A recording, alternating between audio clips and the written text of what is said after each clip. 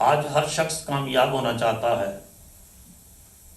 اس کے لیے وہ جد و جہد بھی کرتا ہے، دن رات محنت بھی کرتا ہے، ساری کوششیں کرتا ہے کہ میں اپنی رسپیکٹو فیلڈ جس میں وہ کام کر رہا ہے اس میں ایک سکسیسفل پرسن کی حیثیت سے زندگی گزارے۔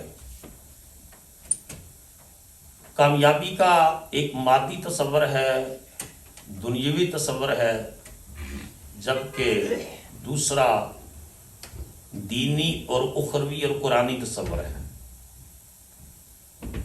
تو آج ہم یہ جاننے کی کوشش کریں گے اس مختصر گفتگو میں کہ اگر دنیا کی کامیابی ہی حقیقی کامیابی ہے تو پھر آخرت کی کامیابی کا کیا معنی ہے، اور اگر انسان نے آخرت میں ہی کامیاب ہونا ہے تو پھر دنیا میں جد و جہد اس سے جو کامیابی حاصل کی جاتی ہے وہ کیا ہے۔ دنیا کا مادی تصور کامیابی یہ ہے کہ انسان کے پاس دولت بھی ہو، شہرت بھی ہو، اس کی پہچان بھی ہو، اس کے پاس بلند و بالا عمارتیں بھی ہوں، اس کے پاس لگژریز گاڑیاں بھی ہوں، اس کے پاس زندگی گزارنے کی ہر سہولت اور ہر خوبصورت موقع اس کے پاس موجود ہو۔ اور کچھ لوگوں کے نزدیک یہی کامیابی ہے، یہی کی آف سکسیس ہے، اور اس کے لیے وہ ہر کوشش کر ڈالتے ہیں اور اپنے مقصد کے حصول کے لیے سم ٹائم وہ حلال اور حرام کو بھی نہیں دیکھتے، اپنی صحت کو بھی نہیں دیکھتے، اخلاقی اصولوں کو بھی نہیں دیکھتے۔ اب ہم قرآن مجید سے سوال کرتے ہیں کہ یہ جو تصور ہے کہ بس دنیا میں ہی کامیاب ہونا ہے، بابر با عیش کوش کے عالم دوبارہ نیست، اس نے کہا بابر جو عیاشی کرنی ہے اس دنیا میں کر لے، کب دنیا میں دوبارہ آنا ہے؟ عالم دوبارہ نیست، دوبارہ تو ہم نے نہیں آنا۔ پنجابی میں کہتے ہیں اے جان مٹھا تے اگلا کنے ڈٹھا۔ یہ دنیاوی تصور کامیابی ہے۔ نبی کریم صلی اللہ تعالیٰ علیہ وآلہ وسلم نے جب اہل مکہ کو کہا کہ یہ دنیا کی زندگی عارضی زندگی ہے اور اس کے بعد دائمی زندگی آنے والی ہے، تو وہ ٹھٹھا کرتے، مذاق کرتے، اور قرآن مجید نے ان کی فکر اور سوچ اور نفسیات کا تجزیہ کیا ہے۔ وہ کہتے اَنَحْنُ أَكْثَرُ أَمْوَالًا وَأَوْلَادًا وَمَا نَحْنُ بِمُعَذَّبِينَ۔ کیا ہمارے پاس مال کی کثرت نہیں ہے؟ کیا ہمارے پاس اولاد نہیں ہے؟ ہم محمد صلی اللہ علیہ وسلم کے فالوور سے زیادہ مالدار ہیں، ہم ان سے زیادہ ہمارے بیٹے ہیں، اولاد ہے، ہماری ایک وجاہت اور شان و شوکت ہے، اور ہمیں عذاب نہیں دیا جائے گا۔ یہ تصور کامیابی کہ مال کی کثرت اور اولاد کی کثرت دنیوی کامیابی، بعض قرآن مجید نے اس کو مشرکانہ اور کافرانہ تصور کہا ہے۔ جبکہ ایک دوسرا تصور ہے کہ یہ دنیا بڑی پلید ہے، دنیا سے بالکل فائدہ حاصل نہیں کرنا چاہیے، انسان الگ تھلگ کسی گوشے میں ڈیرا لگا لے، نہ بزنس کرے، نہ کامیابی کے لیے جد و جہد کرے، نہ اپنا وقت اور صلاحیت وقف کرے، بس کسی کونے خدرے میں بیٹھ کر اللہ اللہ کرتا رہے۔ قرآن مجید نے اس تصور کو بھی رد کیا ہے۔ یہ تصور عیسائیت کا ایجاد کردہ تھا کہ عیسائیت کے اندر جو ہے وہ پریسٹ کا تصور اور ننس کا تصور کہ ساری زندگی شادی نہیں کرنی اور مرد نے کسی عورت کو نہیں دیکھنا۔ ایسی مثالیں اور اگزامپل موجود ہیں کہ چرچ کے دروازے پر پادری کی ماں آ کر ریڑیاں رگڑتی رہی کہ میں ایک جھلک اپنے بیٹے کی دیکھ لوں، لیکن بیٹے نے عہد کر رکھا ہے کہ میں نے کسی عورت کو نہیں دیکھنا۔ یہ رہبانیت کہلاتا ہے۔ اللہ پاک نے اس تصور کی بھی نفی کی اور قرآن مجید میں ارشاد فرمایا وَرَحْبَانِيَةً ابْتَدَعُوهَا مَا كَتَبْنَا عَلَيْهِمْ۔ اے میرے حبیب، یہ رہبانیت انہوں نے گھڑ لی ہے، کہ دنیا سے بالکل کنارہ کشی اختیار کر لی جائے. ما کتبنا علیہم، ہم نے ان کے اوپر فرض نہیں کیا، یہ ان کا اپنا ایجاد کردہ طریقہ ہے. اس کی بنیاد پر رسول کریم علیہ الصلوۃ والسلام نے فرمایا لا رہبانیت فی الاسلام، اے غلامان مصطفیٰ، اسلام کے اندر کوئی رہبانیت نہیں ہے کہ انسان کونوں اور خدروں میں اور گوشوں میں رہے اور دنیاوی سٹرگل نہ کرے. اسلام نے جو تصور کامیابی دیا ہے وہ یہ ہے کہ اس دنیا میں بھی کامیاب ہونا ہے، حلال طریقوں سے، جائز طریقوں سے ہیومن سٹرگل کرنی ہے، اور صدیق اکبر کی طرح ایک کامیاب بزنس مین بھی بننا ہے، اور دوسری طرف آسمان سے فرشتے بھی پیغام لے کر آئیں کہ اے میرے نبی، اللہ پیغام دے میرے نبی، یہ جو ابو بکر آپ کے سامنے کھڑا ہے، اللہ پوچھ رہا ہے کہ اس نے سارا کچھ مال و دولت تیرے دین کی راہ میں خرچ کر دیا. اللہ پوچھ رہا ہے کہ ابو بکر سے پوچھ کر بتائے اس فقر میں، اس درویشی میں، اے ابو بکر تو مجھ سے راضی بھی ہے یا نہیں راضی؟ اس وقت صدیق اکبر کی آنکھوں میں آنسو آ جاتے ہیں. انا رب رادن، انا رب رادن، انا رب رادن، میں اپنے رب سے راضی ہوں، میں اپنے رب سے راضی ہوں، میں اپنے رب سے راضی ہوں. یا رسول اللہ، اللہ سے جبرائیل کے ذریعے یہ پوچھئے کہ اللہ نے میری قربانیوں کو قبول فرما لیا. اقبال کہتے ہیں خودی کو کر بلند اتنا کہ ہر تقدیر سے پہلے خدا بندے سے خود پوچھے بتا تیری رضا کیا ہے. تو یہ تصور کامیابی کہ دنیا میں سٹرگل کرنی ہے، کوششیں کرنی ہیں، کامیاب ہونا ہے. ہر فیلڈ میں مسلمان نے کامیاب ہونا ہے. مسلمان کوئی سادھو نہیں ہے، مسلمان کوئی راہب نہیں ہے. یعنی ایک تصور ہے فنا فی دنیا، کہ دنیا پرست ہو جانا، مٹیریلسٹک ہو جانا. اس تصور کی بھی نفی کی کہ نہ نماز یاد، نہ روزہ یاد، نہ دین یاد، نہ رشتہ دار یاد، بس صرف اور صرف پیسہ، دولت اور دنیاوی مقاصد ہیں. یہ فنا فی دنیا، مٹیریلزم ہے، مادیت ہے، دنیا پرستی ہے. اس تصور کی بھی نفی کی. اور دوسرا انقطاع عن الدنیا، دنیا سے کنارہ کشی ہے، دنیا کو چھوڑ دینا ہے، دنیا سے کو لات مارنی ہے، یہ ہر دنیا کو ریجیکٹ کر دینا ہے. یہ تصور بھی قرآن نے رد کیا. کہا دنیا میں رہو گے، کامیاب جو ہے بزنس مین کی حیثیت سے گزارو گے، یا جس فیلڈ میں بھی ہو تم دنیاوی کامیابی بھی حاصل کرو گے، لیکن اصل کامیابی، آخرت کی کامیابی جو ہے تمہارے پیش نظر ہونی چاہیے. دنیا کی زندگی میں اخروی کامیابی کی بنیادیں رکھو گے. اور اللہ پاک نے سورہ اعلیٰ کے اندر ارشاد فرمایا، اب میں کہوں کہ میں کامیاب ہوں، آپ کہے آپ کامیاب ہیں، یا کوئی فرد کہے فلاں کامیاب ہے، اس کو ہم کامیابی سمجھیں گے یا اس کو جس کو میرا رب ارشاد فرمایا کہ یہ کامیابی ہے؟ تو اللہ نے فرمایا قد افلح، تحقیق، surely that person is successful، وہ شخص کامیاب ہو گیا. قد افلح من تزکا، جس نے اپنے من کو پاک کر لیا، دل اور نگاہ کو پاک کر لیا. اقبال کہتے تھے زبان نے کہہ بھی دیا لا الہ تو کیا حاصل، دل و نگاہ مسلمان نہیں تو کچھ بھی نہیں. دل و نگاہ، قد افلح من تزکا، تحقیق وہ شخص کامیاب ہو گیا جس کا دل اور جس کی نگاہ پاک ہو گئی. وذکر اسم ربہ، تین نکاتی ایجنڈا دیا، وہ کامیاب ہو گیا. جس شخص نے اپنے آپ کو پاک کر لیا، وذکر اسم ربہ، اپنے رب کے نام کا ذکر کیا، صلی، اور نماز پڑھتا رہا، نماز کو کسی حالت میں نہیں چھوڑا.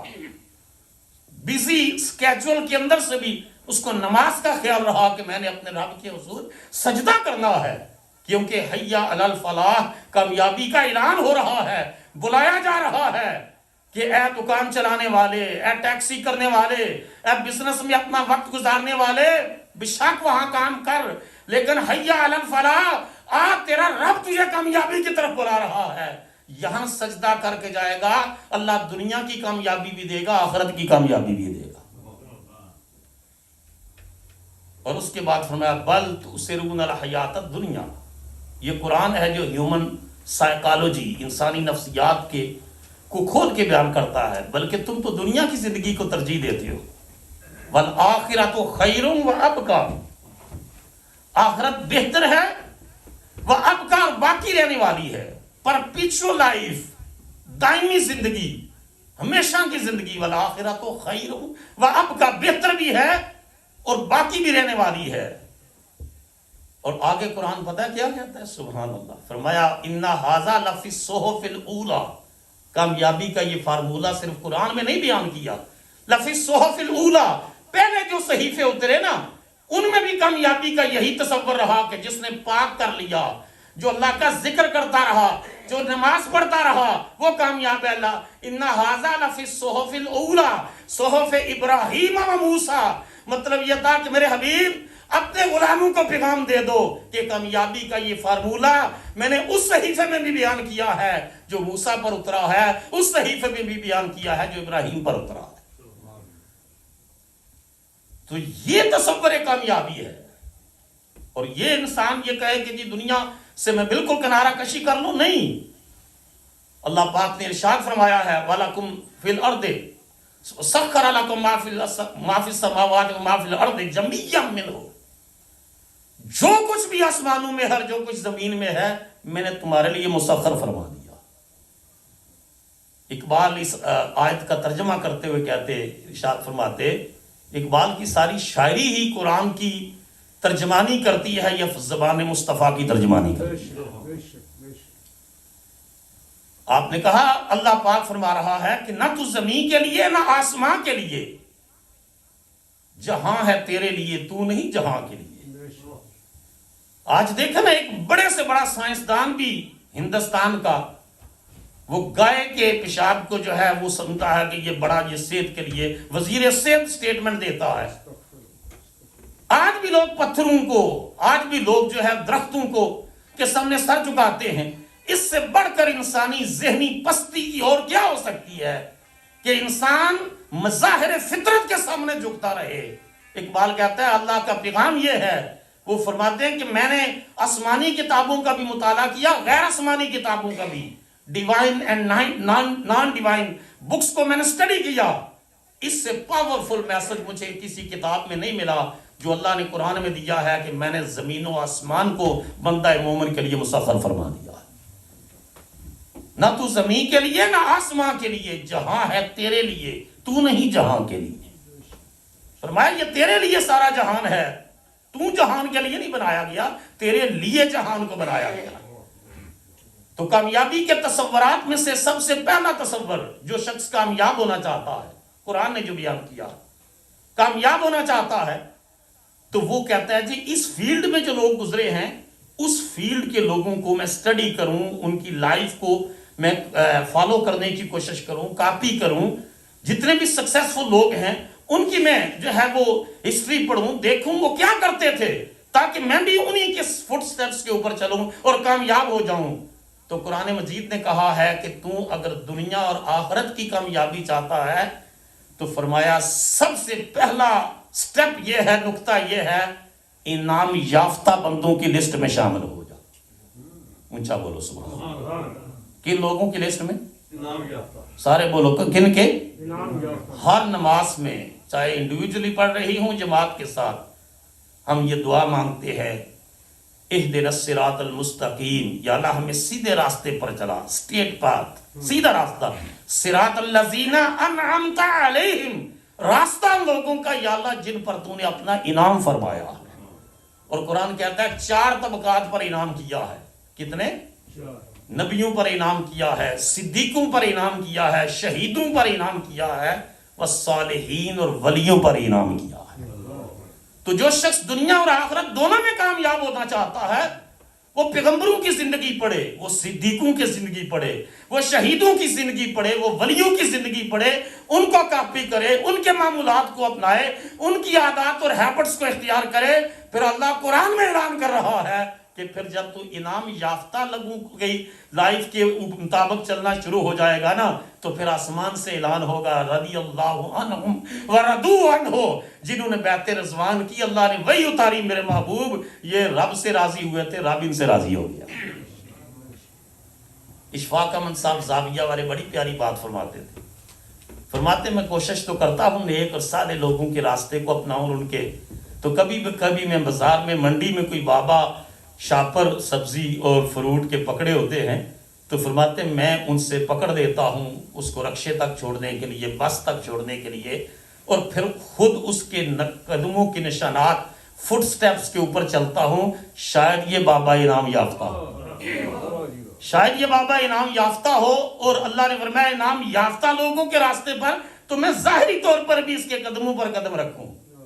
میں نے بیرا شریف میں دیکھا حضور ضیاء الامت حضرت جسٹس پیر محمد کرم شاہ الازہری رحمت اللہ تعالی علیہ جب دارالعلوم کی عمارت کے اوپر لینٹر ڈالا جا رہا ہوتا تھا، آپ خود جو ہے وہ تنگاریاں اٹھا کر کے جو ہے وہ خود بھی مستریوں اور مزدوروں میں اس دن جب لینٹر ڈالا جا رہا ہوتا تھا شامل ہو جاتے، اینٹیں اٹھانے کا مرحلہ ہوتا آپ خود بھی اٹھاتے۔ اور میں نے آپ کے خلیفہ اور اپنے استاد گرامی حضور پیر سید زاہد صدیق شاہ صاحب کو دیکھا کہ حضور ضیاء الامت جہاں قدم رکھتے تھے، میں نے اپنی آنکھوں سے دیکھا پیر زاہد صدیق شاہ صاحب وہاں ہی قدم رکھتے تھے۔ یہ انعام یافتہ ہے، میں ان کے قدموں پر قدم رکھتا ہوں۔ تو پہلا تصور یہ ہے کہ انعام یافتہ لوگوں کی فہرست میں شامل ہو جانا، اور دوسرا قرآن کا کامیابی کا تصور یہ ہے کہ ہر تنگی کے بعد آسانی ہے۔ بولو سارے دہراؤ، ہر تنگی کے بعد آسانی ہے۔ اللہ پاک نے سورہ الم نشرح کے اندر ڈبل اس کو لوگوں کا شک دور کرنے کے لیے ڈبل کہ انسان سٹک نہ ہو جائے، فرمایا ہر عسر کے بعد یسر ہے، ہر تنگی کے بعد آسانی ہے، ہر پریشانی کے بعد جو ہے سکون ہے۔ انسان کے اوپر حالات آئیں گے مشکل سے مشکل ترین، وہ کسی مرحلے کے اوپر ایسا نہ ہو کہ کہے جی پریشانیوں نے تو مجھے گھیر رکھا ہے۔ فرمایا اللہ نے 2 بار فرمایا کہ میرے بندے یہ پیغام سن لیں کہ ہر تنگی کے بعد میں نے آسانی رکھی ہوئی ہے، ہر مشکل کے بعد میں نے آسانی رکھی ہوئی ہے۔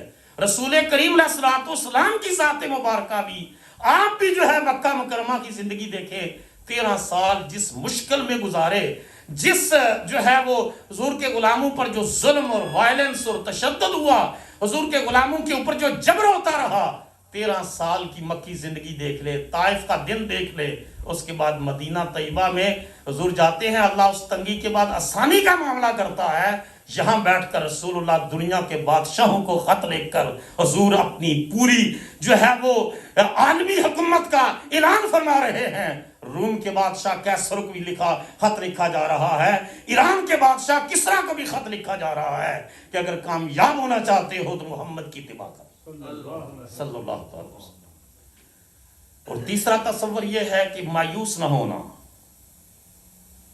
کسی جگہ زندگی کے سٹیج کے اوپر ڈس اپوائنٹمنٹ، فرسٹریشن کہ بس یہ دروازہ بند ہو گیا ہے، نہیں، فرمایا ایک بند ہوگا، اللہ کا وعدہ ہے میں 100 کھول دوں گا، میں 100 دروازے کھول دوں گا۔ قرآن مجید نے جو ہے واضح طور پر کہا کہ شیطان تمہیں فرسٹریشن کی طرف لے کر جاتا ہے، مایوسی کی طرف لے کر جاتا ہے۔ یہ جو سیوسائڈ ہوتا ہے یہ کیا ہے؟ یہ انسان کا لیول آف فرسٹریشن جو ہے وہ اس درجے پر چلا جاتا ہے، وہ اس کو لائف بوجھ لگتی ہے۔ اللہ نے فرمایا شیطان تمہیں مایوسی کے اندھیروں میں ڈالنا چاہتا ہے۔ لا تقنطوا من رحمت اللہ، تم اللہ کی رحمت سے نا امید نہ ہونا، آخری سانس تک بھی اس کی رحمت، اس کے کرم، اس کے فضل کا دامن جو ہے ہاتھ سے نہ چھوڑنا۔ اللہ پاک تمہیں مایوسیوں کے اندھیروں سے نکال کر امید کی شمع عطا فرما دے، کیونکہ ایک مایوس ہارا ہوا شخص جو ہے، اور یہ دنیا کے لوگوں کی بھی بات ہے، دنیاوی اعتبار سے بھی، پنجابی میں کہتے ہیں پریا پنچایت کی بھی بات ہے کہ جی بندہ یا یہ کام نہ کرنا، یہ کام نہ کرنا، مارے جاؤ گے۔ بہت سارے لوگوں کی نفسیات ہوتی ہے، ان سے مشورہ بھی کرو تو وہ کہتے ہیں نہ اے نہ کریو، اور دوسرا کہتے ہیں نہیں کوئی بات نہیں، انشاءاللہ آپ کامیاب، کوئی مسئلہ نہیں، آپ ہو جائیں گے۔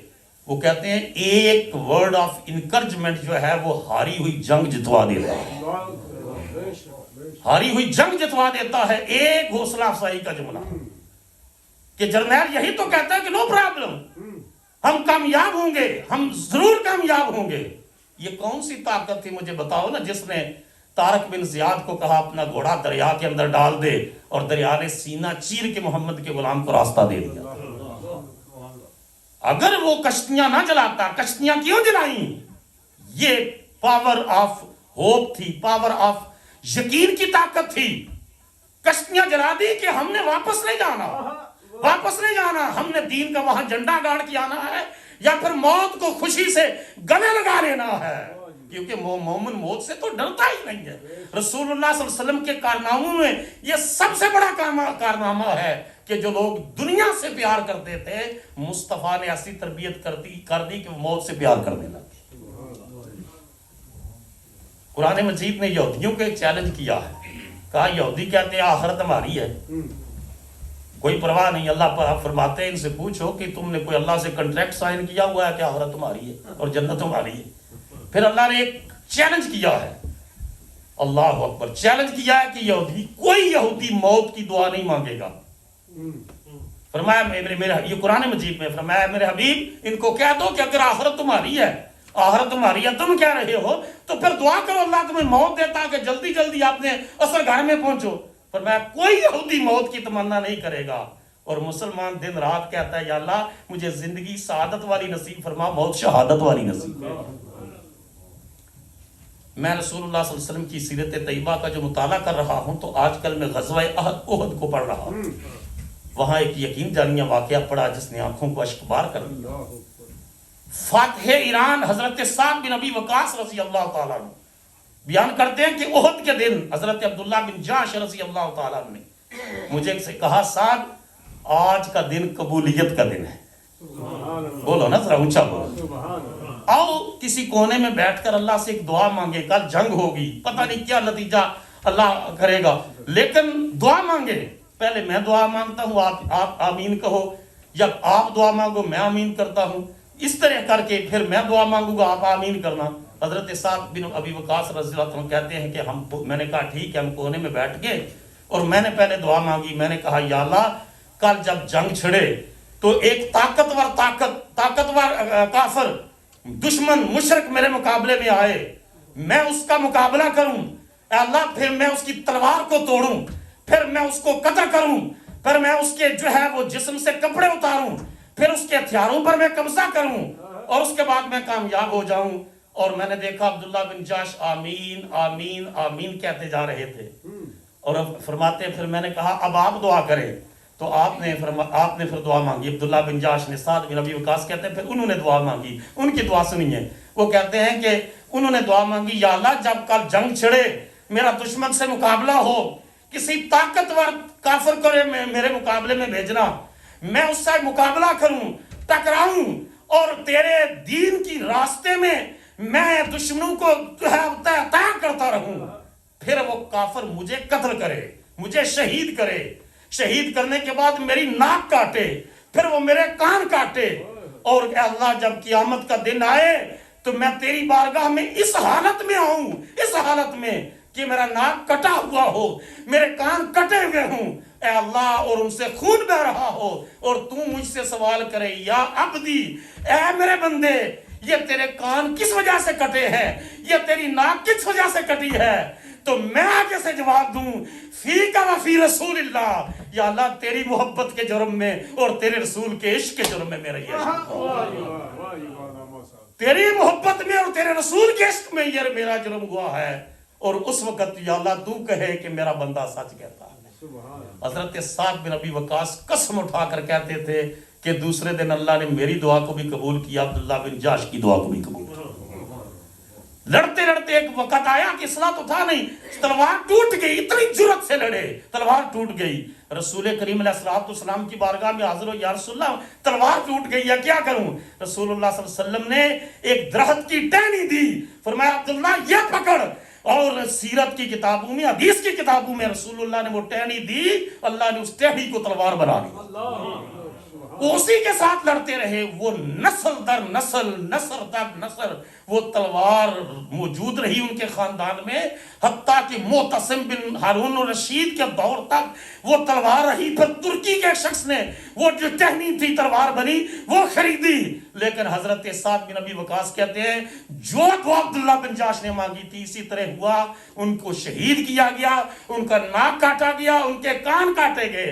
اور فرمایا مجھے یقین ہے رب نے ان کی دعا کو اس دنیا میں قبول کیا، آخرت میں بھی ایسا ہوگا. اللہ پوچھے گا یا عبدی میرے بندے کس جرم میں تیرے کان اور ناک کٹے ہیں، اور وہ کہیں گے فیک و فی رسول کا، اے اللہ تیرے راستے میں اور تیرے رسول کے عشق میں میرا یہ حال ہوا ہے. تو ذرا سوچو پھر اللہ کیا انعام عطا فرمائے گا، اللہ پھر کیا انعام عطا فرمائے گا. تو فرمایا قرآن کا تصور کامیابی انعام یافتہ لوگوں کی فہرست میں شامل ہونا، ہر تنگی کے بعد آسانی ہے، اور مایوس نہ ہونا، بولو مایوس اپنی ہیومن سٹرگل. رسول اللہ صلی اللہ علیہ وسلم دیکھے نا، حضور علیہ السلام اور اگر رات کو دعا مانگتے، یہ میریکلز ہوئے ہیں، لیکن اسلام میریکلز کے اوپر بیس نہیں کرتا. میریکلز تو ہوئے ہیں جس طرح یہ ٹہنی تلوار بن گئی، لیکن رسول اللہ صلی اللہ علیہ وسلم نے ہیومن سٹرگل، انسانی جد و جہد میں کوئی کمی نہیں چھوڑی. اس جد و جہد میں رسول اللہ پر پتھر بھی برسائے گئے، حضور کے اوپر اوجڑیاں بھی رکھی گئیں، حتیٰ کہ احد کے دن رسول اللہ کے دندان مبارک بھی شہید ہوئے، رسول اللہ صلی اللہ علیہ وسلم کے رخسار مبارک سے خون بھی گرا. نبی کریم علیہ السلام جو ہے وہ مقابلہ کرتے کرتے حضور کا جو ہے پاؤں مبارک بھی پھسلا. حضور نے انسانی جد و جہد، ہیومن سٹرگل کا جو آخری درجہ ہے وہاں جا کر کے حضور نے فرمایا یا میں رب کے دین کو غالب کر دوں گا یا میں اپنی جان اپنے رب کے نام پر قربان کر دوں گا. یہ ہیومن سٹرگل کو شو کرتا ہے کہ انسان جو ہے اتنی کامیابی حاصل کرے، اتنی کامیابی، اتنی محنت کہ وہ اپنی رسپیکٹیو فیلڈ کے اندر بھی سکسیسفل ہو، اور مالا اعلیٰ سے بھی جب اس کی روح نکلے تو آواز آئے یا ایتھا النفس المطمئنہ ارجعی الی ربک راضیۃ مرضیہ. اس جسم کے پنجرے کے اندر قید رہنے والی روح، آ اس حالت میں رب کی طرف آ جا کہ تو رب سے راضی تھا، تیرا رب تو اس سے راضی ہو چکا ہے، تیرا رب تو اس سے راضی ہو چکا ہے. تو کامیابی کا قرآنی تصور یہ ہے. اور بھی بہت سارے پوائنٹ ہیں جو میں بیان کرتا، لیکن چونکہ وقت کے دامن میں اتنی جگہ نہیں ہے کہ کامیاب ہو. تو مسلمان دنیا میں کامیاب ہو، وہ بالکل یہ نہیں ہے کہ وہ لگا لفنگا ہو، وہ کسی جو چھوٹی ہمت کے لوگ ہوتے ہیں نا، ان کے بارے میں ایک شاعر نے کہا تھا، وہ کیا کہتے ہیں، کسی سرنگوں کسی ٹہنی پہ رکھ لیں گے 4 تنکے. جھکی جو ٹہنی ہوتی ہے نا اس کو کہتے ہیں، کسی سرنگوں سی ٹہنی پہ رکھ لیں گے 4 تنکے، نہ بلند شاہ ہوگی نہ گرے گا آشیانہ. بس بھی ہمیں کیا کرنا ہے، تھوڑا بتا بس دال روٹی چلتا رہے، اتنا کافی ہے. سانوں کیڑی لوڑ ہے بڑے بڑے پروجیکٹس اور بڑے بڑے منصوبے اور جد و جہد اور پلان کرنا. تو جو شخص پلان ہی نہیں کرتا، سوچتا ہی نہیں ہے، سٹرگل ہی نہیں کرتا، اللہ نے اس کو کامیاب کس طرح کرنا ہے. جبکہ دوسری طرف اقبال کہتا ہے پرے ہے چرخ نیلی فام سے منزل مسلمان کی، پرے ہے چرخ نیلی فام سے منزل مسلمان کی، ستارے جس کی گرد راہو وہ کارواں تو ہے. کہا تیری منزل کیا ہے، تیری منزل تو وہاں تک ہے، اور ستارے تیرے راستے کی گرد ہیں.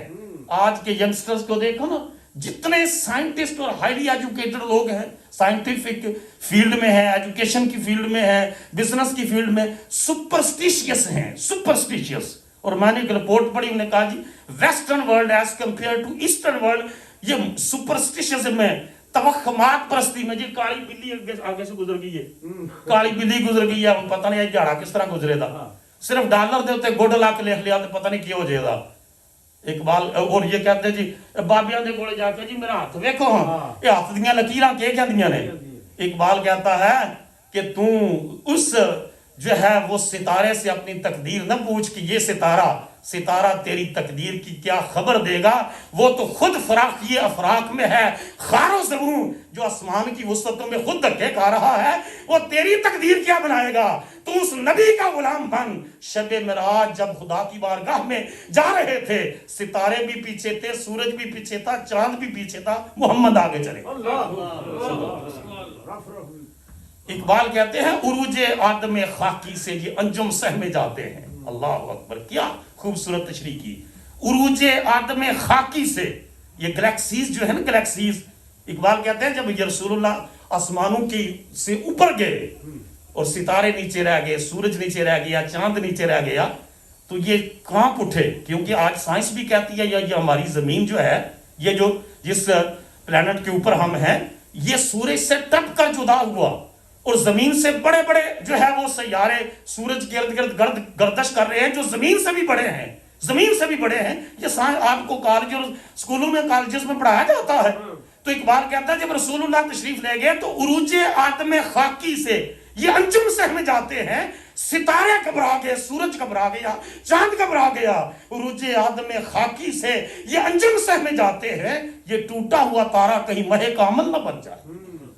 کہا سورج سے ٹپ کر جدا ہونے والی زمین اس سے اٹھ کر آنے والا انسان مرتضی اور انسان کامل آج سورج کو بھی اپنے قدموں کے پیچھے روند کر خدا کے حریم کبریا میں جا رہا ہے، تو یہ ٹوٹا ہوا تارا کہیں مہ کامل نہ بن جائے، یہ تارا کہیں سورج سے بڑا مہ کامل نہ بن جائے، اور کیوں نہ بنتا اس پر محمد تشریف اللہ صلی اللہ علیہ وسلم۔ آخری بات کرتا ہوں، وگرنہ تو بڑا رسول اللہ صلی اللہ علیہ وسلم واپس تشریف لائے تو حضور نے معراج بیان کی تو حضور نے فرمایا، حضرت بلال کو بلایا، فرمایا بلال کدھر ہے؟ لبیک یا رسول اللہ صلی اللہ علیہ وسلم۔ رنگ کاڑا ہے، دانت باہر نکلے ہوئے ہیں، اس وقت یہ بریسز وغیرہ کا کنسیپٹ تو تھا نہیں تھے کہ لگا لیے جائیں، اور ہونٹ موٹے ہیں، پاؤں سپاٹ ہیں، اور ظاہری شکل عجیب و غریب کی ہے، قسم کی ہے۔ حضور نے فرمایا جب میں خدا کی جنت کو وزٹ کر رہا تھا بلال تو مکے کی گلیوں میں چل رہا تھا، تیرے قدموں کی آہٹ کو میں نے وہاں سنا، تیرے قدموں کی آہٹ کو سنا ہے، تو کون سا عمل کرتے ہو؟ عرض کی یا رسول اللہ پتہ نہیں میرا کون سا عمل ہے، پر میرا خیال یہ ہے کہ میں جب وضو کرتا ہوں تو جب تک وضو خشک نہیں ہو جاتا 2 نفل تحیت الوضو کے پڑھ دیتا ہوں۔ یہ پاک کرتے ہیں تو مسجد کے نفل، وضو کے نفل، یہ بندے کو پاک کرتے ہیں کہ زمین پر چلے۔ اور آج تک دنیا کہتی تھی یہ کس طرح پاسبل ہے، آج ٹیکنالوجیکل ریولوشن نے اس کو ثابت کر دیا کہ ایک ورلڈ کے، یہ آپ لائیو دیکھ رہے پوری دنیا میں دیکھا جا رہا، تو یہ زمین پر اس سیارے پر چل رہا ہے اور اس کے قدموں کی آہٹ کو جنت میں سنا جا رہا۔ یہ تصور کامیابی، اللہ تعالیٰ مجھے اور آپ کو دنیا اور آخرت دونوں جہانوں کی کامیابی نصیب فرمائے۔ وما علینا الا البلاغ۔